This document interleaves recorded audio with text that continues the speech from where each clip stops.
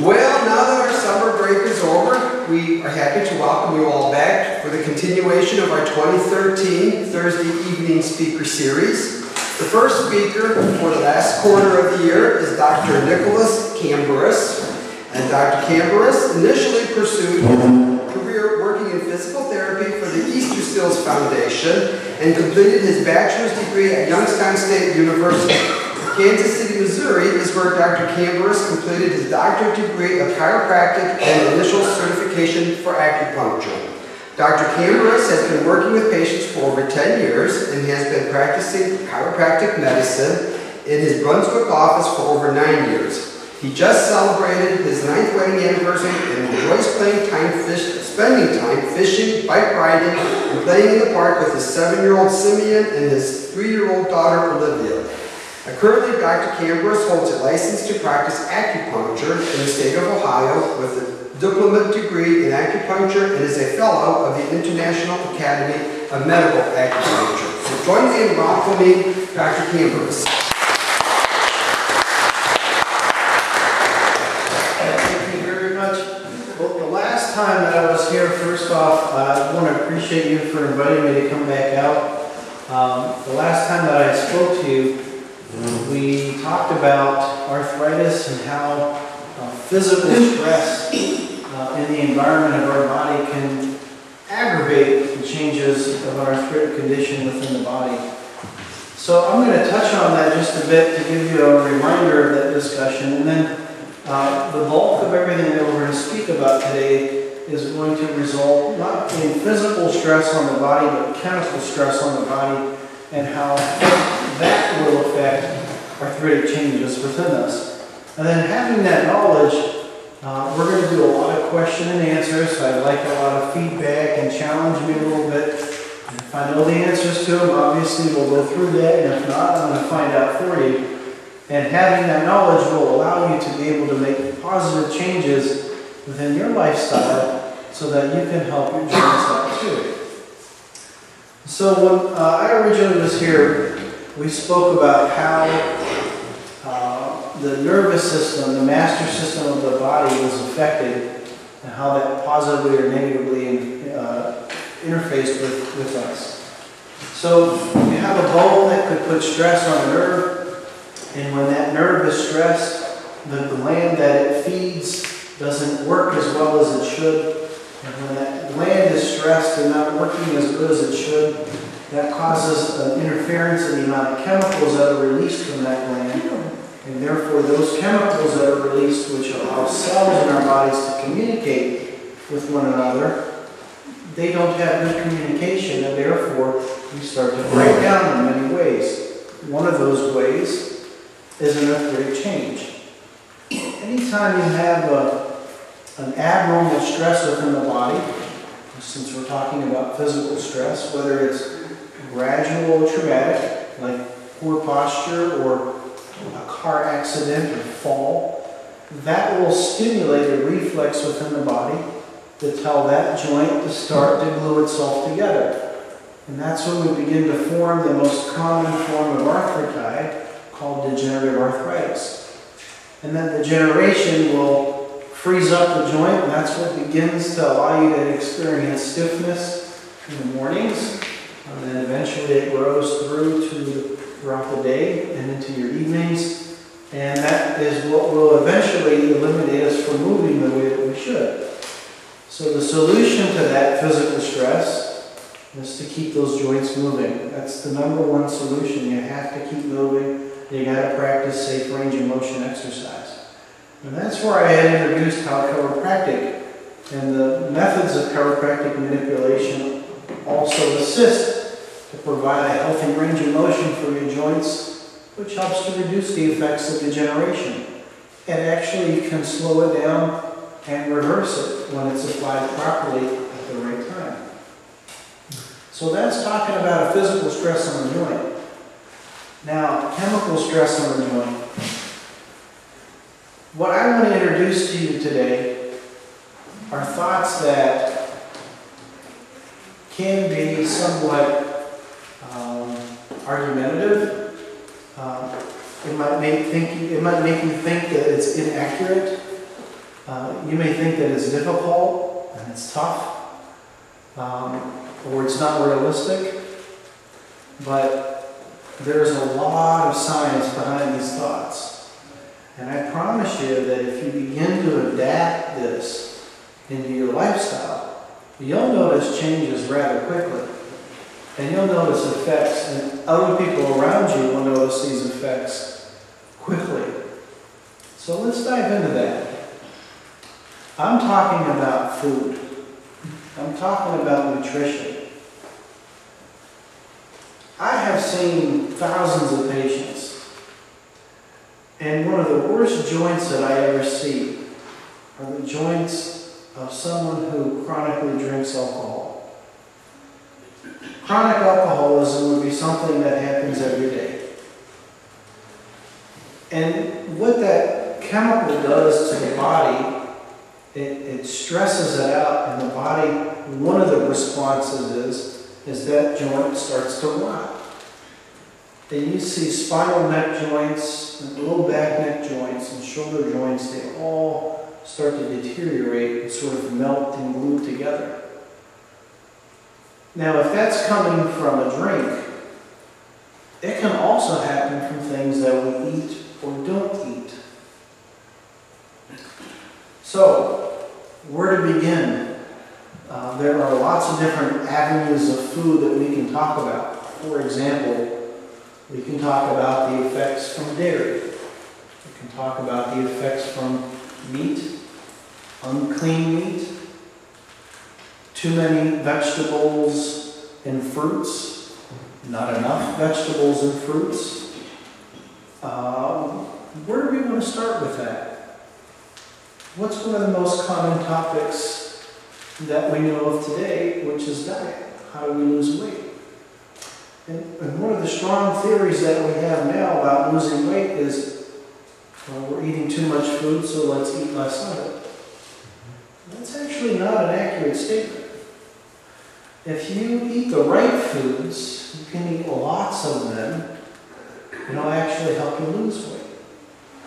And the reason is because when you're eating the right stuff, and you're eating it in the right combination, the right way, your body will actually break it down so much faster because the digestion is more efficient. And that increase in digestion will allow you to burn calories and increase your metabolism without taking a supplement to force that. Anybody ever hear of raspberry ketones? Raspberry ketones, it's fairly popular because it increases your metabolism and helps you to burn fat and lose weight. You probably have to eat a whole truckload of raspberries in order to get what's in one drop of the ketones that they sell. And it's not an accurate thing to have to eat that many raspberries. We're trying to force things chemically, and you can't trick the body. It knows what it's doing. You might have a short-term effect, but the long-term effects are not good. Let's talk about mixtures of food. This is kind of a neat thing. Anybody here like spaghetti and meatballs? Hamburgers? No. Hot dogs? Steak and potatoes? Eating those foods is a big American tradition, but they're not good for you to eat together. Let me explain. And this is where it's a tough one to comprehend because we've been doing it for so long, but it's extremely stressful on the system. Let's take that hamburger. You have a starch from the bread, and then you have a protein from the meat. You might put another protein from the dairy on the inside, the cheese, and you put some lettuce and tomato in it, and then you might add a few sauces to it. You're taking something that likes to be digested. If I took bread and I put it in a beaker, and I stirred it up with the appropriate chemical to break it down into its component, it requires a very different pH from that of taking the meat in breaking it down into its component. So we've got a basic component and an acidic component. When we put them together, what do you get? Something neutral. That's why after you eat a hamburger, you feel bloated and full. And you probably belch a lot, and you have heartburn, possibly. I know you'll probably get it from the pasta and meatballs. But it's not really the sauce that's doing it to you. It's the combination of the food. You're not digesting it well. Now, if you took that starch, that bread, and you put other things inside of it that could digest well with it, such as the lettuce, the tomato, a cucumber, or any other combination of vegetables, it will digest very well. And you'll probably find that you'll be hungry sooner. If you took a hamburger and you put it on a plate and you piled it with as many mushrooms and onions and other things that you want on top of it, and you ate it with a knife and a fork, that's really good for you, because you're going to digest that real fast. Matter of fact, you can take the hamburger and double it in size compared to the one in the bun, and you'll be hungry 2 or 3 times faster, because your body is going to digest that food a lot quicker. And instead of taking food and neutralizing it and bringing that acidic and basic together and making it a neutral, what that does is it ferments in our system, and it essentially rots. And as it passes through us, it's really not digested very well. That's where we get a lot of gas and indigestion. And then we can have problems on the other end, and we can have either diarrhea or constipation. And as opposed to our colon working, and it's called peristalsis, or moving the food through our system, instead of it working to push food through, and all the while it's pushing it through, we have these little pieces of tissue called villi that absorb the nutrients out of the food. It can't do that when it's not breaking down into its components. The molecules are too large. So as opposed to our intestinal tract pushing it through, what happens is the next time we eat a meal, that's what's pushing it through. Instead of it being a mechanical process, we have to physically move it because we're adding more food to the system, and then we're always bloated. And then we always feel full. So if you're eating the right way, your system is always clean and you're having very healthy bowel movements. And really, the best bowel movements to have, which is an important topic, it should be just about every time you eat. You should have a healthy bowel movement. That means that our system is working much better.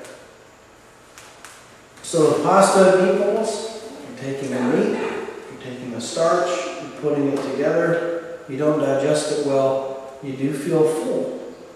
But it would be better to feel full, to be full, than to just feel full. So instead of being bloated, you should be full of good, healthy food.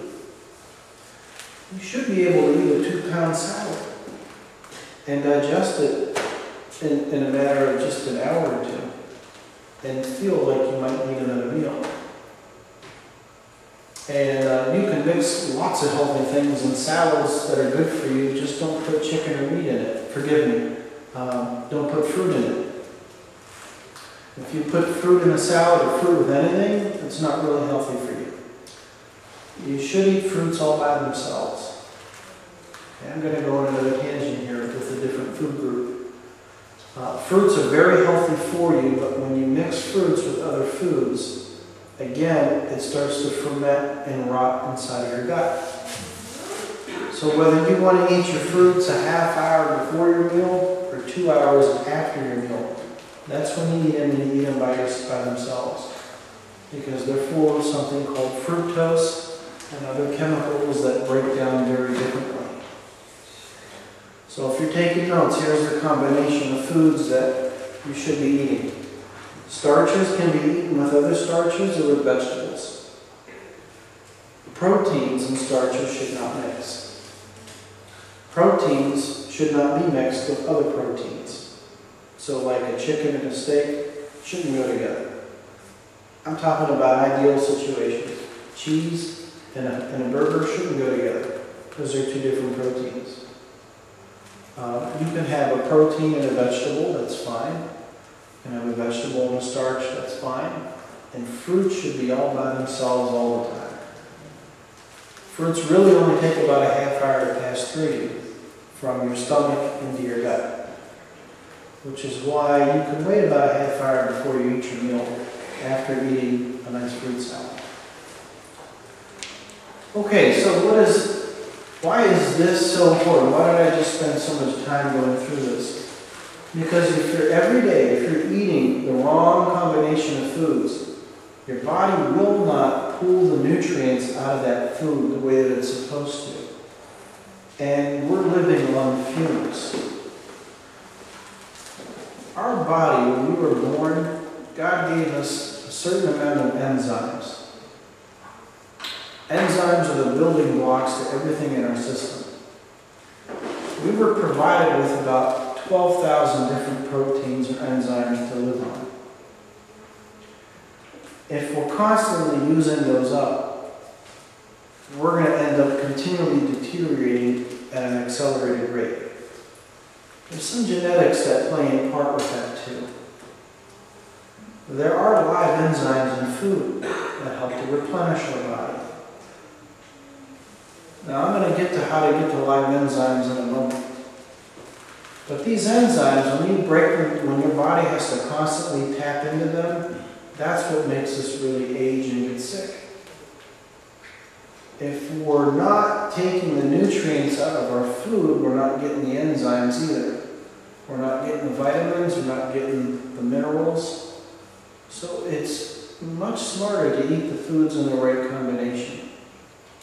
We can cheat every so often, but most of us eat like this 3 times a day every day. And we're really stressing our bodies out. This is something that I personally have started doing for about the last 2.5 years. Would you believe it's been 2.5 years since I've been sick? That's a new concept for me. I was under the impression for many years that chiropractic manipulation and taking stress off the nervous system was an essential part of helping someone be healthy and not sick. But I wasn't paying enough attention to what are the tools are you giving your body to work off of. You can take stress off the nerve, but if the nerve doesn't have the food that it needs available within it, it's still going to be stressed out. You've got to be able to provide it the nutrients that it needs to heal itself too. So, having the right combination of foods not only helps you to digest better and speed up your metabolism, but it also helps your body extract the nutrients from it. Okay, just a moment ago I talked about enzymes. Any of us take any kind of prescription medication from the pharmacy, we know that it has a page or 2 or 3 of a million different side effects from it. You know why there are so many side effects? It's because to this day, science has discovered out of those 12,000 enzymes, a 4th of them. So there's 9,000 more enzymes in our body that science doesn't know what they are or how they're affected, which is why we have side effects. Because if we knew what those other 9,000 enzymes were, we would be able to develop a perfect pill, and then you wouldn't have side effects. So we may not have a perfect pill at the moment, but we do have perfect food. And food should be used as a way to heal yourself. So we have 12,000 enzymes that we're tapping into. How do we replenish them? 1, when we do eat the things that we eat, you want them to be absorbed. Here's another concept. Anybody ever hear of a raw food diet? Basically what that means is not cooking your food at all. what is that concept for, and why is that a good thing or a bad thing? Well, if you're not getting clean food, eating raw food is very dangerous. You can get sick from it, whether it's eggs or meat or even vegetables. You can get hepatitis from unclean lettuce. Okay? So you got to make sure that your food is nice and clean and you know where you're getting it from. It is my opinion that at least half of your food that you eat in a day should be raw. Whether it's a salad that complements your meal, whether you have healthy raw snacks, you should have at least half of your meal throughout a day to be raw. If you're not going to have it raw, don't cook it until it's mushy. I mean, well, you know, if you do that, here's what you're getting. You're getting, for example, mashed potatoes. If you're cooking them until they're that soft and then you're beating them and then you're adding things to them, what you're getting is you're getting some fat and some starch, and that's about it. Because once you boil it to that extent, you've burned up the nutrients within that potato, you've burned up the potassium, and even a lot of the minerals. And it was my thoughts a long time ago that you could take that water and use it to make a soup, and all your nutrients from the water. But that's not the case. For example, here's a good visual for that. If you take an egg and you cook it and fry it, you can scramble it. It looks very different than it did when it was inside of the shell. It's called denaturing the protein. So you're breaking it down and making it look different. Well, the same thing happens to the molecules inside of that potato. The nutrients, the minerals, the vitamins. That's all broken down. It's not the same, and you destroy them.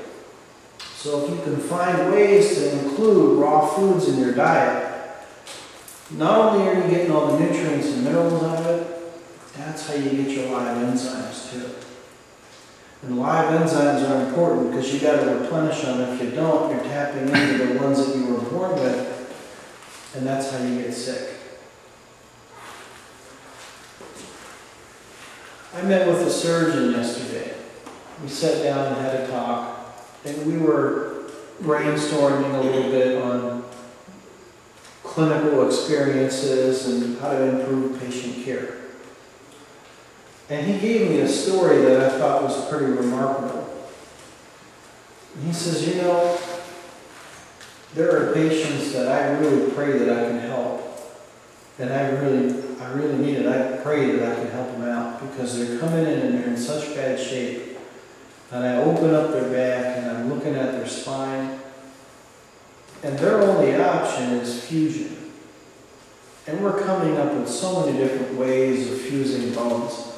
Now they have flexible rods instead of stiff ones that help to reduce the amount of degeneration that will occur and break down the discs above and below these fusions. And he's saying some of these bones, I drill in them and they just kind of collapse and fall apart. Because that's what they're doing, is they're trying to drill a screw into the bone and get it to stick so that they can stabilize the spine. And so many times what he does preventatively is he actually drills a hole inside of the bone to fill it with concrete. And by filling it with concrete, he's trying to make that bone harder so he can tap into it with a screw and stabilize it. And he's telling me that more and more often he's finding that to be true. The reason that that's happening is because the food that we're eating is more and more poor. The nutritional value of the food that we eat today is much less than it used to be. And then when you compound that with the combinations of food and the way that we're cooking things today and processing them, if you're getting something out of a box from the store, it probably has zero nutritional value to it. It may say on the box that you have so many proteins and carbohydrates. That was before it was dried and crumbled and put into a powder, for example. By the time it got to that point, you've lost a lot of its nutritional value. We really need to be careful with these things because I don't think we realize the severity of how our diets are. And working on them, which isn't that hard, makes a significant difference in our health. So one of the things that we could start doing tomorrow is we can start to include a lot more raw foods within our diet plan. We can watch the way that we combine our foods that will reduce the amount of stress in our body. You know, the first time that I did that, and I really was careful about the way I combined my foods, my first week that I did that, and I'm eating the same kind of food, just separating it out. I have a hamburger now, I'll wait a couple of hours and I'll eat the bun with some vegetables. Just by doing that, I lost 6 pounds in a week. And it was that one change because of the way that we break it down. So those are 2 things that you could work on that doesn't take a whole lot of effort to do. Somewhere along the line, somebody thought it was a good idea to have a salad with your meal. You go to a restaurant and typically you order a meal and I ask you, what kind of a salad do you want? What kind of dressing do you want? Okay, let's talk about the protein. We got meat like beef, lamb, we have chicken, we have turkey, fish. We all hear that fish is great for us, right? It is good for you. But you do, again, you have to be careful where you're getting your meat from. You have to understand how clean is it. For example, if you're getting fish that's farm raised, you have to be careful about it. Because typically what it means is they're in a small environment and they're swimming around in their own feces. You got to know where you're getting your food from. Typically, if it's farm raised and it's on sale, it probably means that they found a way to grow them cheaply and it's not real good for you. That tissue in the meat itself is probably not the healthiest. And protein, really the best kind of protein, the healthiest for you, the easiest protein to break down, if you're able, comes from nuts and seeds. Anybody ever hear of something called quinoa? Do you know that food carries more protein than just about any other meat that you can find? And it's clean, and it's easily digestible. And when it's time to fast, it's a very easy protein to have so that you're not breaking down and getting sick. Anybody ever try fasting for 40 days from eating dairy products? And a lot of times we get sick from that. Definitely not spiritually, but physically our bodies we lose energy and we're feeling weak. And many times we'll gain weight when we're fasting. And the reason is because we start feeding ourselves with lots of carbs and starches instead of replacing the traditional proteins with new proteins. And you'll find that if you do that, you'll not only feel better, but you'll start losing a lot of weight that way too. Anybody ever hear of something called a Vitamix? A Vitamix is a high-powered blender. You got many different kinds. I'm just familiar with that one and I really like it. Why do I like a high-powered blender? Because I don't have time to chew the amount of fruits and vegetables that I put in it. And 2, it's just so convenient. You could make so many different kinds of foods with it. You can make soups with it. You can make smoothies with it. You can make pastes like peanut butter with it. And using that allows you to get all the raw foods that you can ever think of. Pasta sauce. Here's an example of a recipe I really like. I'll take a whole onion and put it in this blender. I'll take 2 big tomatoes and put it in there. You can take any number of other vegetables that you want, carrot, a zucchini. And then I take a can of some organic tomato sauce. unless you jar your own. And add that to the blender, hit spin. In the frying pan, I have some onions and mushrooms that are sauteing very lightly in some water. And once that's done spinning, what I have in here is a blender full of pureed vegetables that have not been cooked above 110 degrees. I think 106 degrees, enzymes start to break down. You take the sauce, you put it in with your sauteed vegetables, that gives it a little texture. And you stir it up until it's lightly warm, and you're done. And that whole process probably took me about 8 minutes to do. And I would pour that on top of our pasta, and my kids are getting all those nutritional value from that food. And they really enjoy it. It's much different than getting something processed in a jar. There are stages to kinds of foods too. You might be thinking to yourself, well, you know, I don't have that machine, I can't get it, and I like having things in a jar and it's easier. There are steps to the quality of food. You can get fresh organic, and that's like right here. You know, you got somebody next to you that has a farm and you get it and you pick it yourself. And then you can get store-bought organic food. And then you can get organic frozen stuff. And then you can get things that are non-organic but fresh. And then you can get things that are non-organic and frozen. And then kind of at the bottom is where you start getting into canned stuff. But canned green beans is much better than none at all. You follow? So there are levels to food that you want to be able to understand and be able to experience. We talked a moment about dairy. Before I go on to that, any immediate questions? Okay. Yes. Not a question, but a long time ago, I juiced for a whole week. You know, I just juiced potatoes and onions and carrots and celery and things like that, and also then my fruits also. I juiced that separately also. Did it for a week. It was a little tough, but I felt good though. Say that last part again. I felt good. I mean, but you know, I did like my vegetables in the morning and stuff like that, and then even I did my fruits. I guess but I juiced it. You know, I had a juicer. Yes. And I just drank the juice all day long. Juicing is great, but the only thing that you're missing is the fiber, but all the nutrients are in it. Well, that's what I was going to ask. If you juice everything, where does the roughage come from?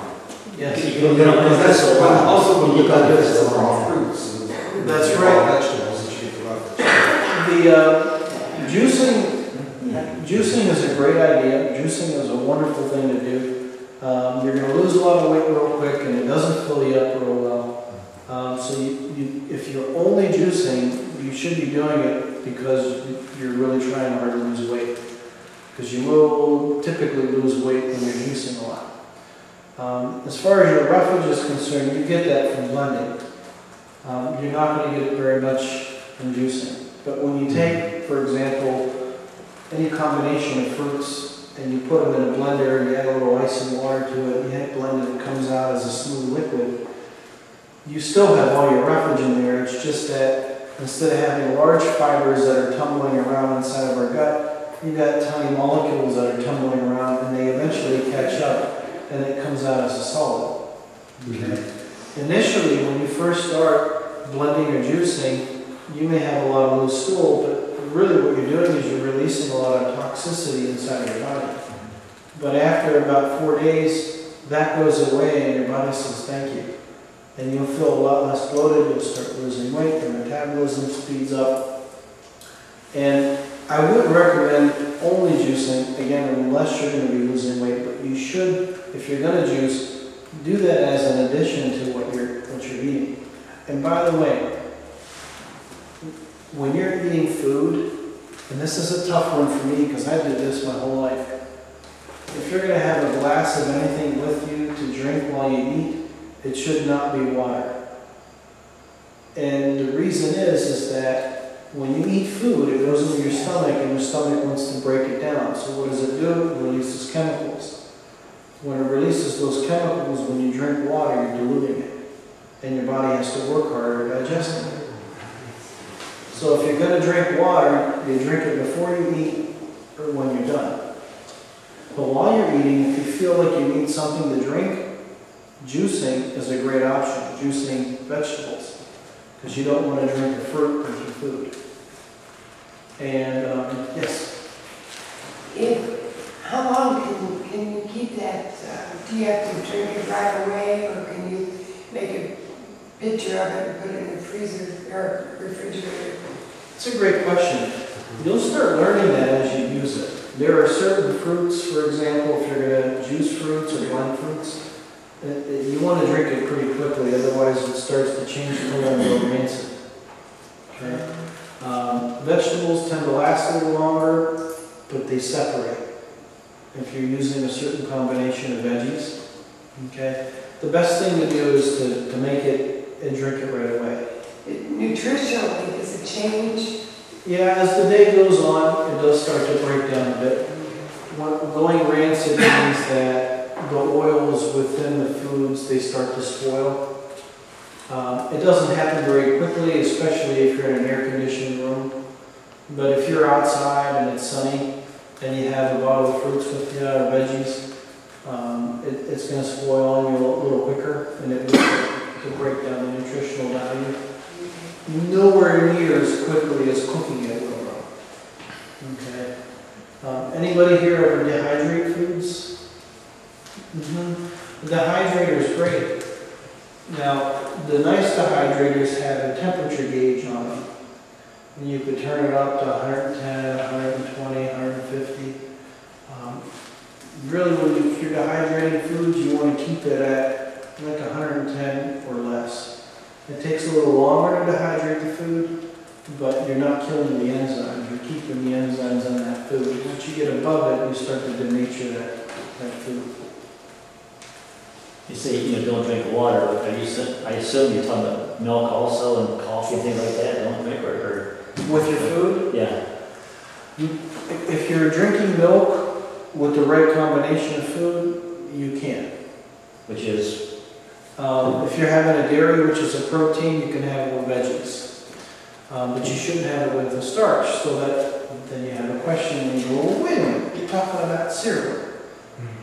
And I eat Cheerios every morning with my milk and I put strawberries in it. How in the world is that bad for you? They've marketed that very well. Okay? It's really not good for you. It just isn't. It's been marketed great. The dairy, if it's a clean milk, good for you. The Cheerios or the cereal itself, it doesn't really have a whole lot of nutritional value. They got to add a lot to it.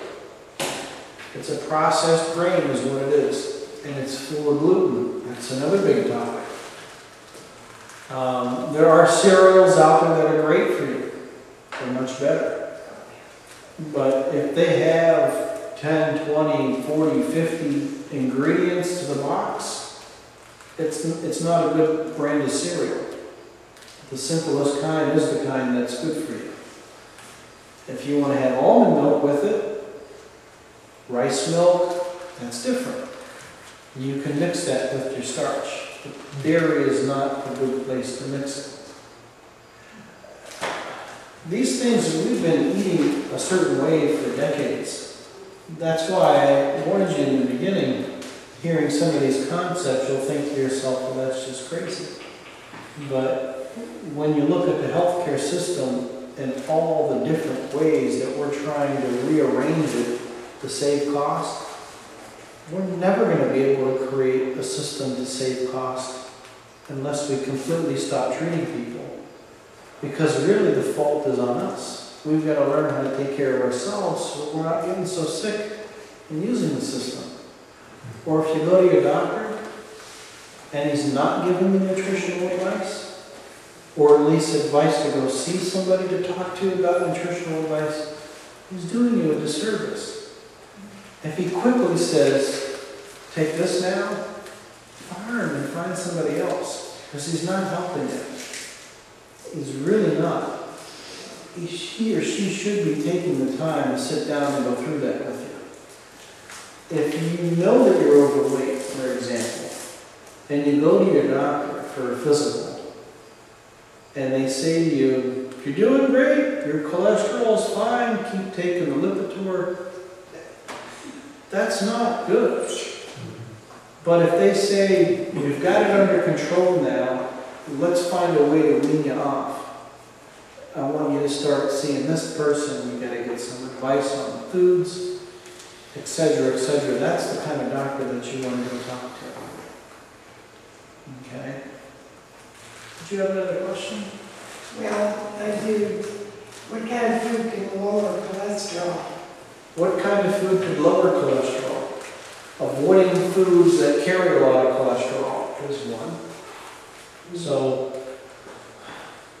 red meats, they carry lots of cholesterol in it. I mean, fast foods, stay away from them. Oils, you don't want to cook your food in a lot of the popular oils. Anybody here ever had olive oil? Just about everybody has had olive oil, right? It's a good oil when it's not cooked. The moment you put oil in a pan and you heat it above 170 degrees, you may as well put Crisco in the pan. Because it takes that oil and it breaks a bond and it now becomes a bad oil. But if you take olive oil and you eat it with a spoon when it's cold, it's good for you. You put it on your salads, you drizzle it on your vegetables that you just steamed very lightly. That's the way to eat your olive oil. If you want an oil to cook in, grapeseed oil is great to cook in. Coconut oil is great to cook in. You have to cook them a little bit lower heats, but it forces you to learn to cook a different way. How about almond oil? I'm not real familiar with almond oil. I don't have an opinion on that one. Peanut oil, I would assume it's similar to that. Peanut oil was designed so that you can cook it at really high temperatures before it starts to break down. I would assume it's great for parties like doing deep fried stuff. I wouldn't use it all the time. I don't think that it would be a great oil to cook in. Okay. By the way, remember I said earlier that tree nuts and seeds are really good for you? You want to soak your almonds, your walnuts, your cashews in water for at least 2 hours before you eat them. Anybody have any idea why? Breaks down fatty acid. Yes. Good job. When you have a nut that falls from a tree and lands on the ground, it has a protective enzyme around it so that it keeps it from growing while it's up in the tree. And so when it lands, moisture eventually gets to the nut and it breaks that down, and that's what allows it to begin to sprout. So that enzyme, our body has to break it down if we're just simply going into the container and eating them without soaking them. And it's just another step that our body has to take that makes it harder on digestion. So if you soak them in water, usually 2 hours, no more than 8, you'll notice it'll have a little bit of a different texture. It'll be just a bit softer, not mushy, but softer.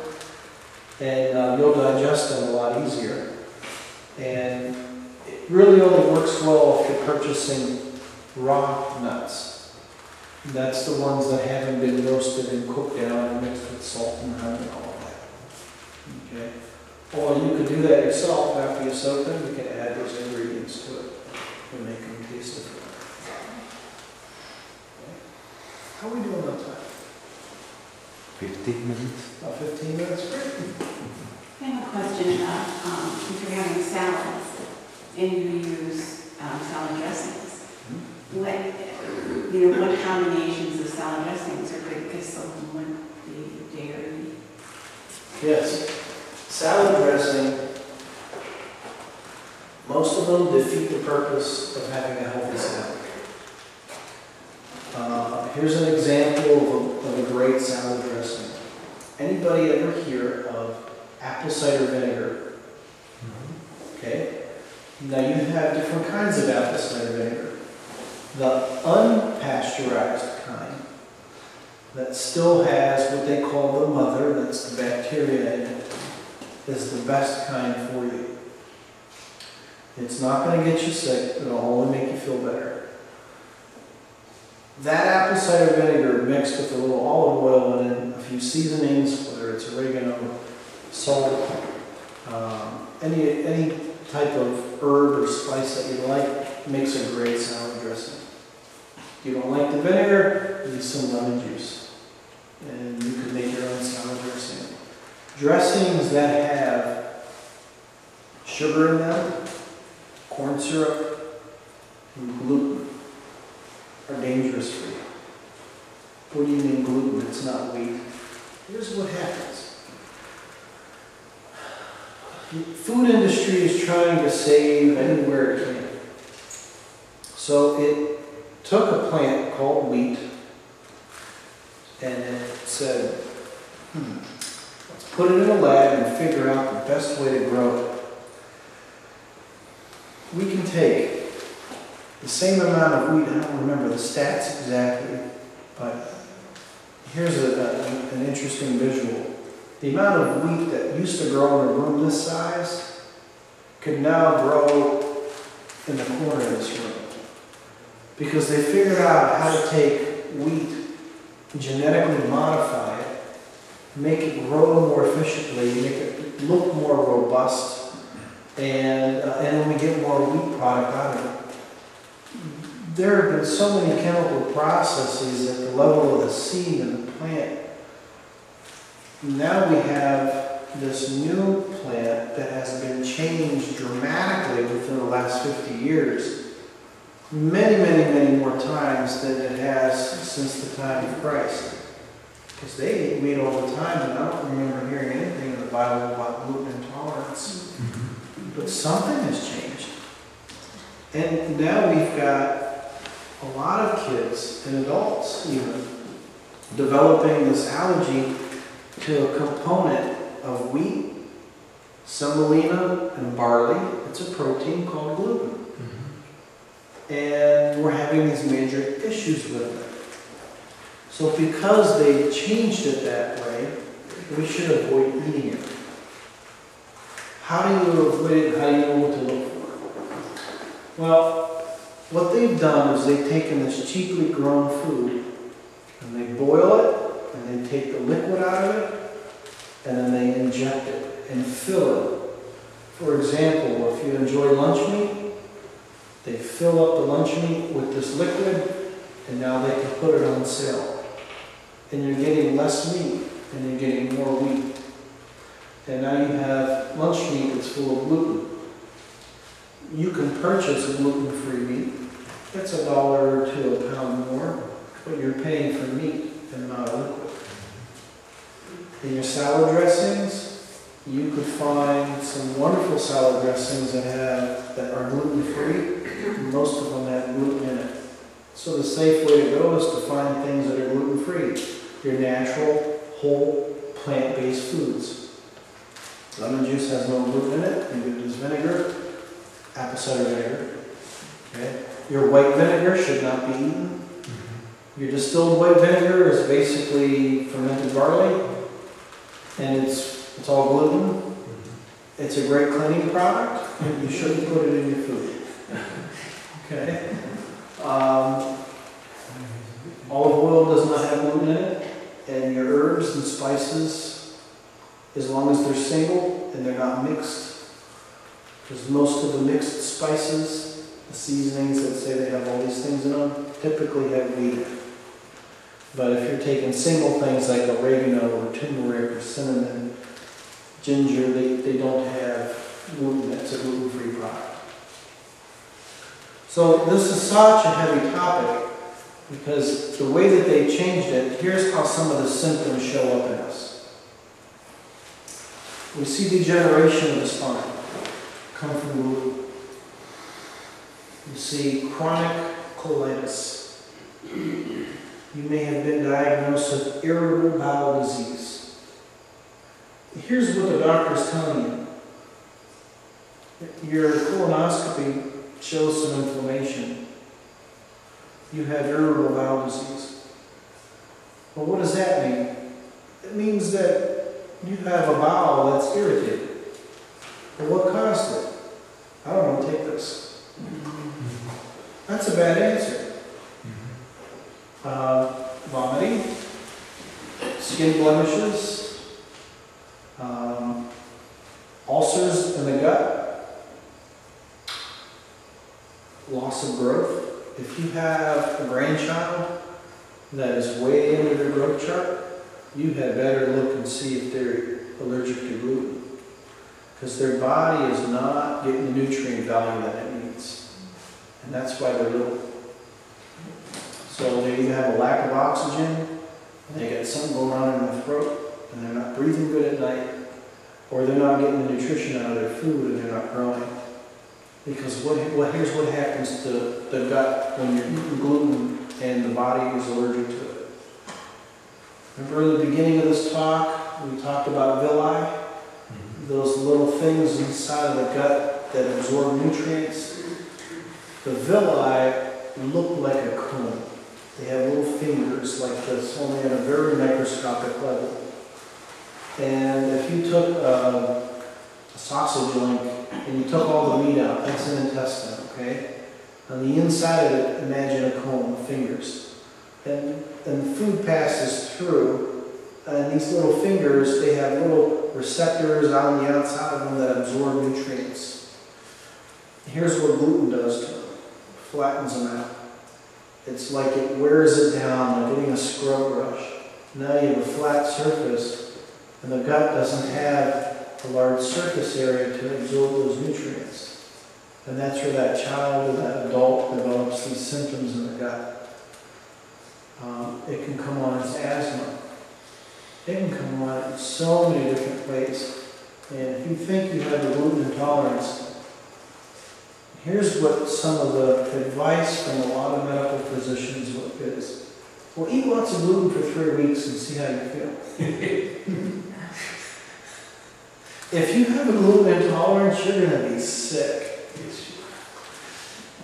That's right. How about let's take all the gluten out of your diet for 3 weeks and see how you feel. And if you feel pretty awesome, you shouldn't have it. Really, none of us in this room should eat gluten. But if you don't have the allergy to it, just limit it. And know that you're lucky, and if you go to a fair and you want to have a good time, and you want to have an elephant ear, you can enjoy it and know that you're not going to get real sick. I have a personal experience. My daughter has a gluten intolerance, and she even has a crumb of that elephant ear. She has projectile vomiting and diarrhea for up to 8 hours. It's pretty severe. But a lot of us are walking around and we're really allergic to it. We don't know it. We're gaining weight. We're bloated. We have a lot of symptoms, and it should come out of our diet. Do you have a question? 100% stone ground whole wheat bread, that's really true, but I mean, I eat that all the time myself for that. Yep. So you don't have an intolerance to wheat or to gluten, and if you're going to have wheat, that's the best kind of bread to have. And I've also, for the past 20-some years, I've always used to take a probiotic, the pearl they call it, for put good flora, good bacteria into your supposedly what it does. Not going to work if someone gets sick. So. That's right. Probiotics are an amazing thing. Here's what they figured out. There's a group of people over here in Europe, they're not getting sick. What are they doing different? They're eating a lot of rotted foods. Probiotics is good bacteria that should live in our gut. And so now our culture is taken and put it into a pill or drink. And it goes into our stomach. Now, a good probiotic, half of it will get destroyed in our gut, and the rest of it will pass from the stomach into our intestinal tract and actually feed healthy flora.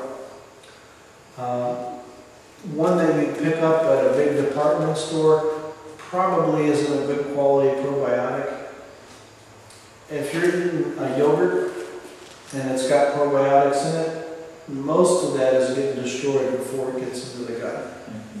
It's a great marketing tool to eat more yogurt. The best kind of probiotic.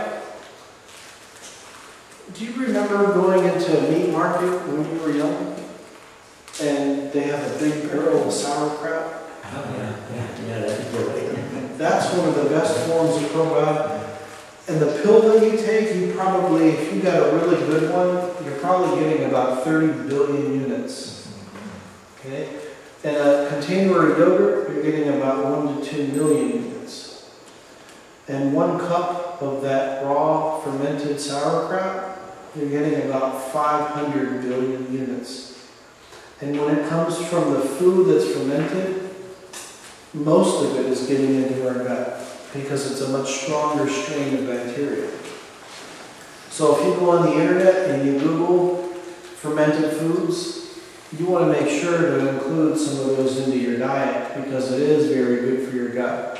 Because your gut controls 70% of your immune system, and if that's not working well, it's not gonna, you're gonna be sick all the time. But with the sauerkraut, you have to make sure it's the fermented. It's not the pickle. Pasteurized. If it's been pasteurized, it doesn't have the bacteria in it, they kill it. You gotta make sure you're getting the natural thing. You can make it yourself. I've never done it, but I heard that it's not hard to do, you just want to do it in the garage. Okay. The apple cider vinegar is a fermented food. I take 2 tablespoons and I drink it in the morning, and then I chase it with a glass of water and I cleanse my system. That's just something that I do for myself. And I wait about 10 minutes before I get into drink anything else. I do the same thing, but I mix it with honey and drink it with water. That's right. That's another very popular way of doing it. It is helping. I used to have sinus problems so bad I couldn't breathe before noontime. Now I hardly ever get a cold. That's right. It's a very powerful thing to do, and you're getting it from food. That's right. So look into these things. It's a serious topic. You don't need a prescription for it. You can research it. If you're having a hard time wrapping your mind around how all this stuff works, or if you think that you need a little bit of help, find a really good, out of the ordinary nutritionist that can help you through this. Yeah, I was going to say, I went to a nutritionist, and I was given, I'm diabetic, so I was given a nutrition plan, and it's the exact opposite of what you're telling me. It puts a protein, every time I have a carbohydrate, I'm supposed to use protein with it. It's the exact opposite. It is. And that's a nutritionist at a hospital.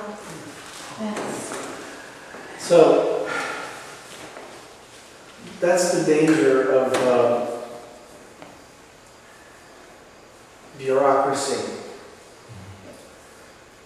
You know the food pyramid? Yeah. Anybody know what the largest component of that food pyramid is way on the bottom? Grains. Grains. Remember those grains? Yeah.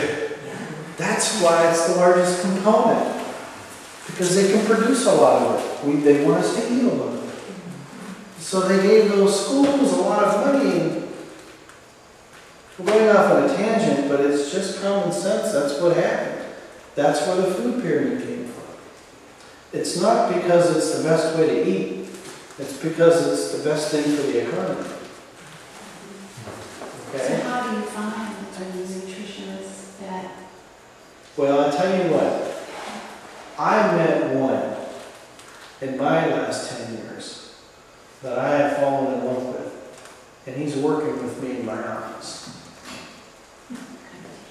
And the reason he's working with me in my office is because I asked him if he could, because I was running into way too many people.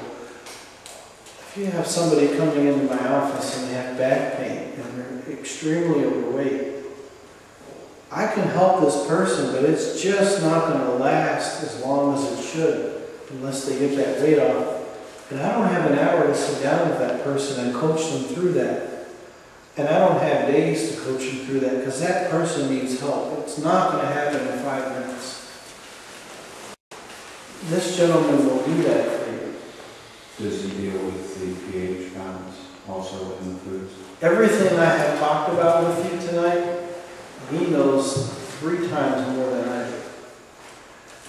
He's wonderful at it. And if you know somebody across here and across there, and you know that they need help, and they're in Arizona or Maine or wherever, and you're concerned about them and where are they going to get the help, email me the information and I'll help research that and find somebody that thinks that way for you. There is so many documentaries that are available today that teach these things. Food Matters is a really great documentary. Forks Over Knives is another great documentary. You can find them and they'll teach these concepts to you. And you can contact a nutritionist if that's the route you're going to go and ask them, have you seen this? Do you know about it? If they don't, they're probably only teaching you what they've been taught instead of really thinking out of the box. But patients that have been on diabetic medication when they've acquired it and not been born with it, many times will get off the medicine. Because you're changing the way that you're feeding your body, and your body begins to heal itself.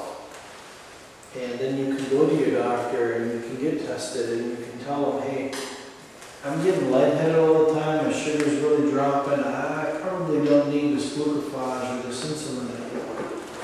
And they'll probably say, well, let's back it off a little bit, and you continually get tested until you can wean yourself off, and you're half the person you are today in size, and you're doing great. Okay? These are very realistic things that can happen. It's just taking the right step and being disciplined to make the changes and not being stuck with the decades of habit that you've developed.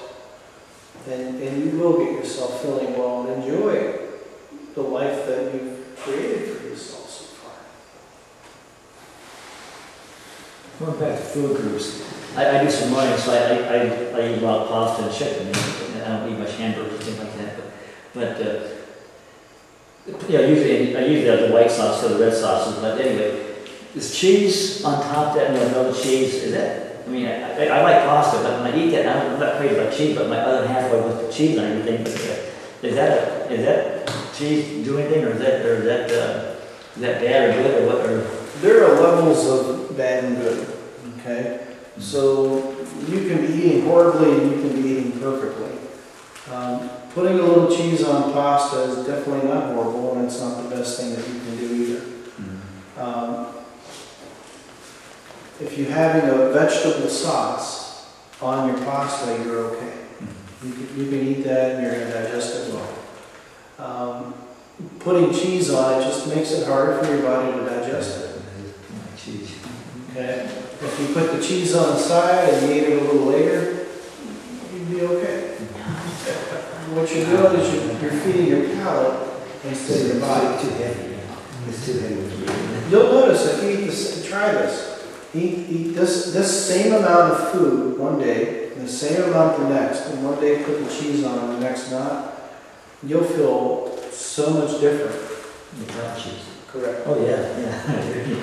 Absolutely. Okay. What do you think of like the sprouted wheat products that they brought out of things? Like the Ezekiel bread? Yes. Yeah. Again, the stone brown wheat, Ezekiel bread, those are the better breads to get if you're going to eat them. And by the way, talking about sprouts, anybody ever see the sprouted like alfalfa in the store? You can get your own seeds and beans, and you can actually sprout them yourself. If you take, pick one, monk beans, anybody ever hear of that? It's just a legume, it's a bean. If you take that protein here, and then you soak them here, and then you soak them and leave them in a bowl in the sun for a couple of days here, and they start to sprout. This is the hardest to digest. This is easier to digest. This is 40 times the nutritional value because you let them sprout. If they start to form a little tail on it, that's the best way to eat them. And that goes with anything. You can do that with your cashews. You can do that with your almonds. You can do that. They take a lot longer to sprout. Isn't that the best way to do it with dry legumes too, is to let them, to soak them overnight? That's right. The best way to do them, like lentils, lentils usually cook a lot easier than like black beans, but it's still better to soak them. Even your rice, you soak it, let it break down that acid, that enzyme, and it's much easier in your body to digest. And then if you cook it, you let your beans sprout, and then you cook it the next day. Does that heat kill Yes, the best part of? it does. So when you're cooking, if you could learn to cook less.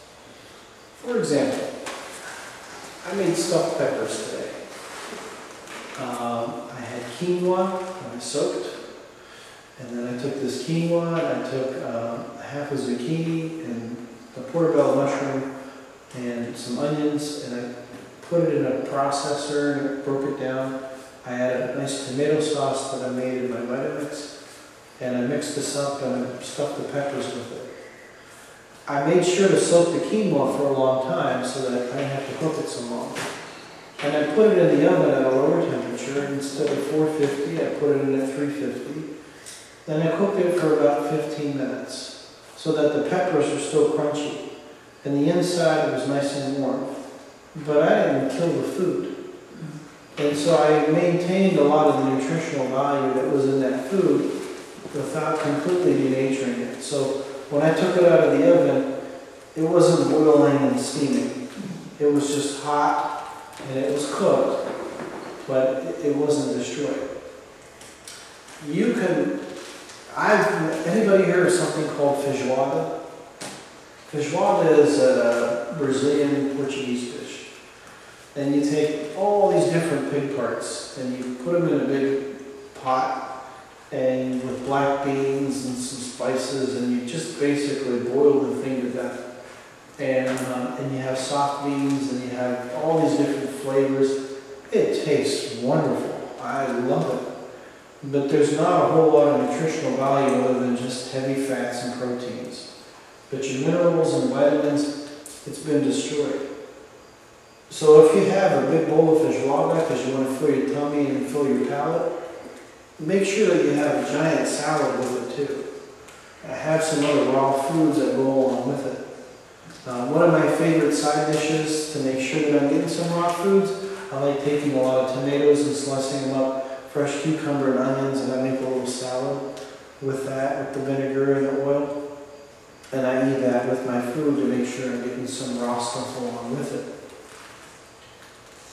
So, that's the difference between styles of cooking. I have a question about carrots. You know, these little carrots are so popular now. Are they as nutritional, solid as a regular whole carrot? No. Okay. And the reason is that, here's how they came up with that idea. What can we do with these rotting carrots? And, you know what? They cut off the bottom spot, you got a nice little carrot out. Yes. They kind of shave it down and break it down and make it look pretty. But that usually came from a carrot that was losing its value. And it's neat because it's little, and kids like it, and they like to hold on to it. The best kind of carrot is the organic carrot that still has the green on the top, and they're long and they're thin, and usually they don't look quite as pretty, but they have all the nutritional value that you need. Should you leave the skin on or peel the chicken? The best way to get your nutritional value is to leave the skin on. You get a little scrub brush and have it next to your sink. and scrub your vegetables. That's right. And you don't have to peel it. And it'll taste a lot stronger. But you'll start to develop a palate for that.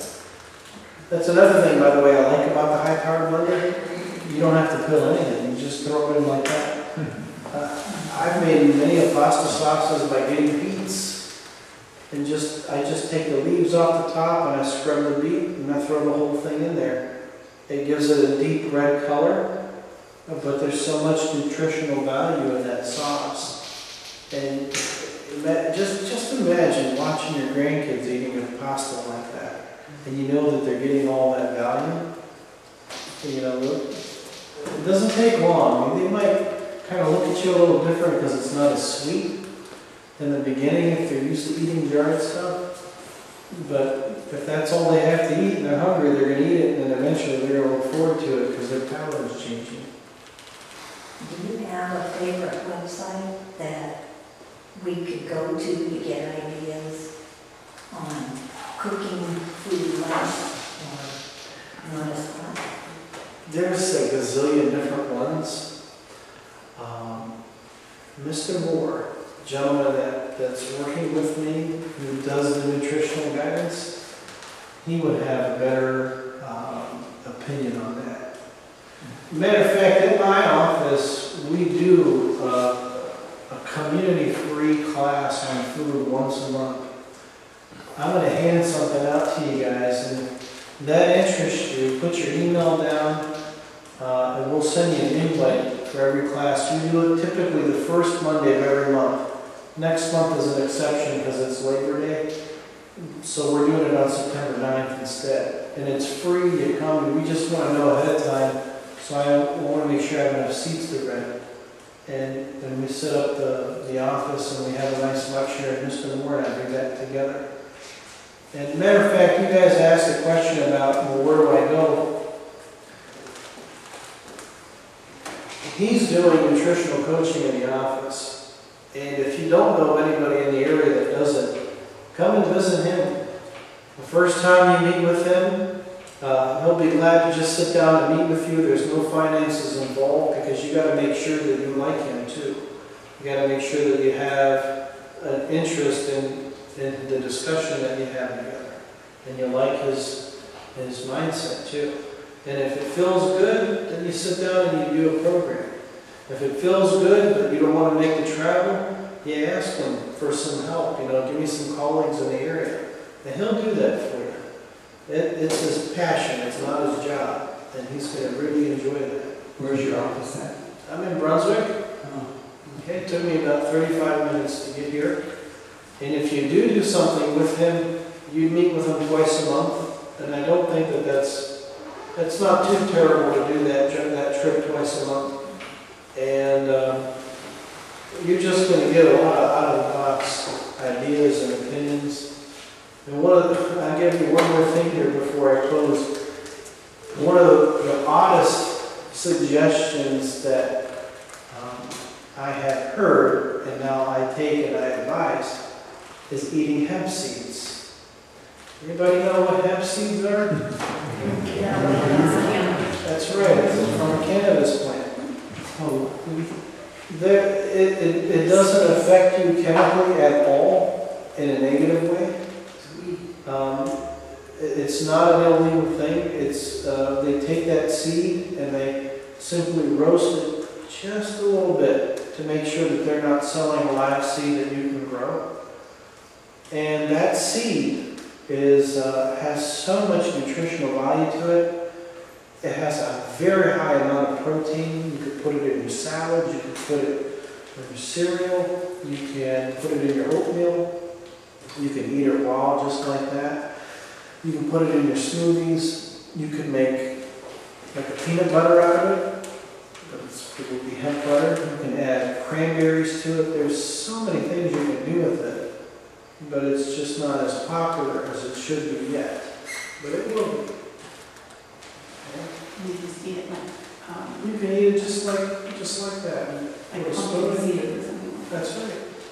About 3 weeks ago, my daughters went to a farmer's market in Highland Square in Akron, which is a little bit of a neglected area. Came home with a bag of hemp seed. They eat by the spoonful. Just eat it with a spoon, even. It's good. That's It right. is good. It tastes like. Oh, it's like a nice little crunchy, nutty taste. A little bit, like you said, it has a light roast to it. It is good. Yeah, It's from chia seed. Put chia seeds on things. And it's kind of like, I don't know, like a cashew and all Yeah. put together. it's like a little granola thing, like sort of like a, what's that cereal? Some of them come hard. Grape nuts.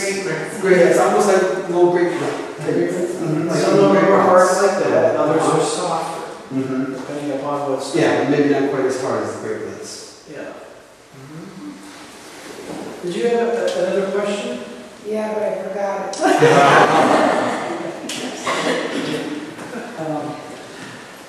Recently, about 5 years ago, I went on this abstinence program called Food Addicts Anonymous. Have you ever heard of that? Okay, it's a 12-step program like Alcoholics Anonymous. And my sister was obese, and she's like close to 300 pounds. She's now down to 145, half of her size. And she's been on it for 8 years. I've been on it for 5 years. And it raises your enzyme level to a point where it'll burn off the fat in your body, even when you're sleeping. And so you eat like 4 times a day. You have a breakfast, and then 4 hours later you have lunch. And then you have 5 hours later you have your dinner meal. And then 4 hours from there you have what they call metabolic. And that's supposed to keep your metabolism high while you're sleeping, so that burns off the fat. And I didn't take it because I was obese or anything. I took it because I'm a heart patient. I had a heart attack when I was 45. And I took it to lower my cholesterol. I didn't want to go on the statin drugs. So I dropped my cholesterol 70 points by staying on it. And I feel great. And it actually kills the inflammation in your body. It's almost like taking those elite pills. Kills all the inflammation in your body. And as you get older, you don't get the aches and pains that you normally get with age. So if you can stay on it, it's a 12-step program. You can't do it on your own. You need the help of your higher power, they say, God. And the group do a meeting about once a week or more, depending on how much time you can put into the program. Do you need coaching? You've dropped your inflammation. You've dropped your cholesterol. You have less joint stiffness. And all of that with human interaction, no medication, and all food. That's awesome. I've got one handout that I'd like to give you. It really helps me out a lot if you can critique how this went. And at the bottom, there's a place for comments. And by all means, if you wanted to talk to me on a more personal basis, jot that down and we'll make sure to contact you and we can have that talk together. So make sure you do that for me before you leave. I'd really appreciate that. Thank you.